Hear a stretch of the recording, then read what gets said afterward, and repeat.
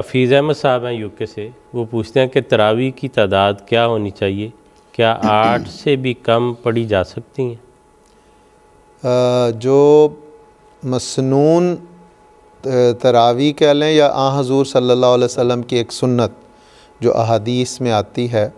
और हज़रत मसीह मऊद अलैहिस्सलाम ने भी उसका ज़िक्र फरमाया है कि हज़ूर सल्लल्लाहु अलैहि वसल्लम ने 3 दिन या बाज़ रिवायात में 5 दिन सुबह के वक़्त तहज्जुद के वक़्त बाजमात तहज्जुद पढ़ाई और उसी से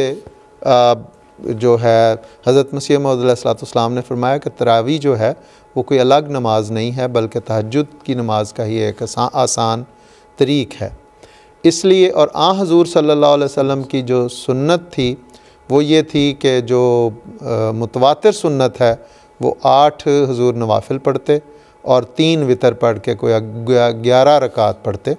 और बाज़ रिवायात में आता है कि हुज़ूर ने बाज़ औक़ात 2 बाद में नवाफिल भी अदा किए, तो गोया 11 या 13, जो जैसे मैंने कहा कि हुज़ूर की सुन्नत मुतवातरा जो है वो 11 रकत की है और बाज़ में 13 भी है। तो इसलिए उसी से तरावी जो है वो अख़ज़ की गई। हज़रत उमर रज़ियल्लाहु तआला अन्हु ने जब देखा कि लोग बाज़ अपने शौक़ में कुरान करीम सुनने या बाज़ पढ़ने में मुख्तलिफ़ मस्जिद नबवी में मुख्तलिफ़ टोलियों में पढ़ते थे, तो हज़रत उमर रज़ियल्लाहु तआला अन्हु ने उन्हें सबको एक हाफ़िज़ के या एक कारी के तहत इकट्ठा कर दिया। और ये अमूमन उन लोगों के लिए था जो सारा दिन मेहनत मज़दूरी करके रात को बाज़ औक़ात तहज्जुद के वक़्त लंबा वक्त उठ के तहज्जुद नहीं पढ़ सकते थे और उन्हें ये शौक़ होता था कि कुरान करीम की समा किया जाए, उसे सुना जाए। तो उनकी सहूलत के लिए ये तरावी का एक आसान तरीक़ जारी किया गया। बाकी अगर किसी जगह पे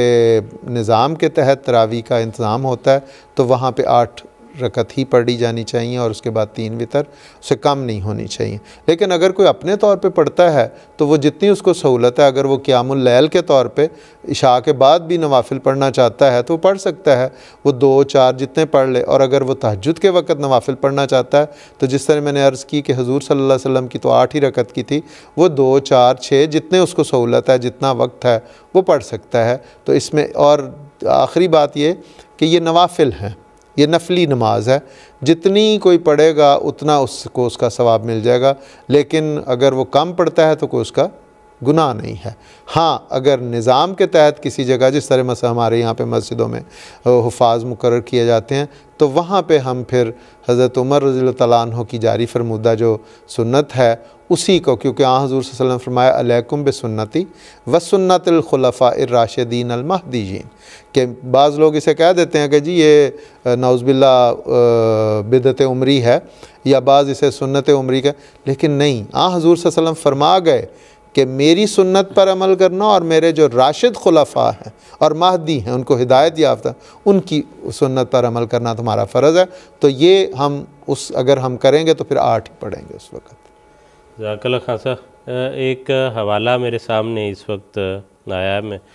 वो भी मैं पढ़ता हूँ, यकीनन हम सब के लिए फ़ायदे का बायस होगा। हज़रत डॉक्टर मीर मोहम्मद इस्माइल साहब रज़ियल्लाहु ताला अन्हु फरमाते हैं कि 1895 में मुझे तमाम माह रमज़ान कादियान में गुजारने का इत्तिफ़ाक़ हुआ और मैंने तमाम महीना हज़रत साहब के पीछे नमाज तहज्जुद अदा की। आपकी ये आदत थी कि वितर अव्वल शब में पढ़ लेते थे और नमाज तहज्जुद 8 रकत 2-2 रकत करके आखिर शब में अदा फरमाते थे, जिसमें आप हमेशा पहली रकत में आयतुल कुर्सी तिलावत फरमाते थे और दूसरी रकत में सूरत इखलास की किरात फरमाते थे और रुकू और सुजूद में या हय्यो या कय्यूम बेरहमत का अस्तगीस अक्सर पढ़ते थे और ऐसी आवाज़ से पढ़ते थे कि आपकी आवाज़ मैं सुन सकता था। नीज़ आप हमेशा सहरी नमाज तहज्जुद के बाद खाते थे। सीरतुल महदी जिल्दोम सफ़ा 12। तो उम्मीद है हमारे जो दोस्त हैं उनको अपने मतलूबा सवाल का जो है वो जवाब मिल गया होगा।